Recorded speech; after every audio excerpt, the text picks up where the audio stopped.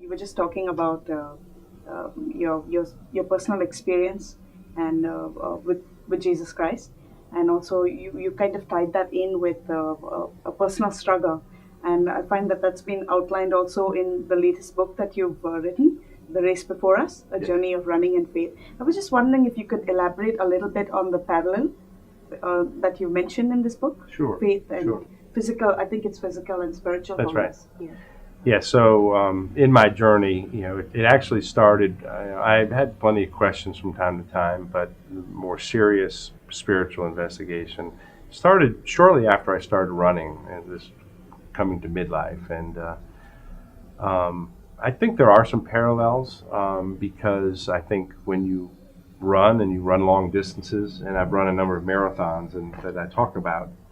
And marathon's a long way, 26.2 miles, and I never would have thought I could do it.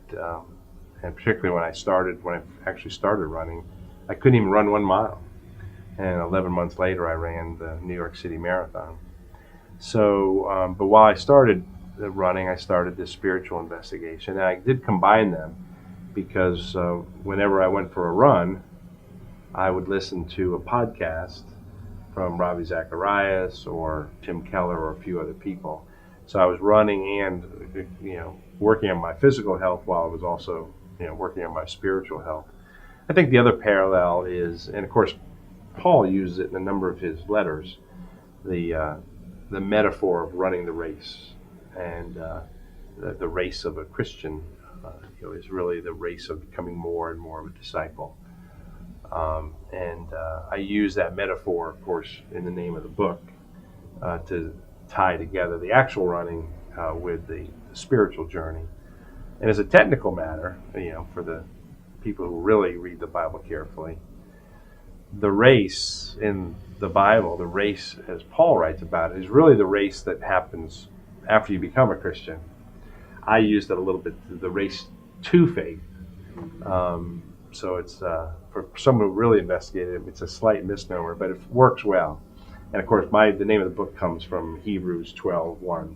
Let us run with perseverance the race that is set out before us. And I think the real parallel between running and faith is that it's not easy. We have to realize the journey isn't easy.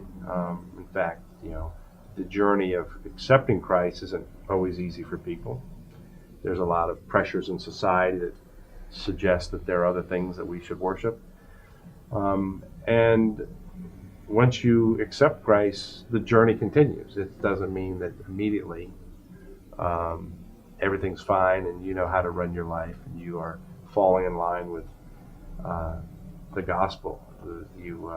I think the race continues. In fact, that's why Paul talks about when he talks about the race, and it's a process, and it's hard. It's hard, and one of the greatest things that I've heard recently was from John Lennox, who taught at the Oxford Center for Christian Apologetics. And it was a simple answer to a question, but in responding to what seemed to be a tough question, he reminded everyone's on a journey, and everybody goes at a different pace, like running at a different pace, and we need to be patient to find some of those answers, and we have to sort of endure that process. So that would be one way I would tie the running endurance or perseverance with the spiritual faithfulness and endurance, because we all hit rocky roads, from time to time, and it puts our faith. And we ask the hard questions. That's right. So I think that would be how I would tie them together.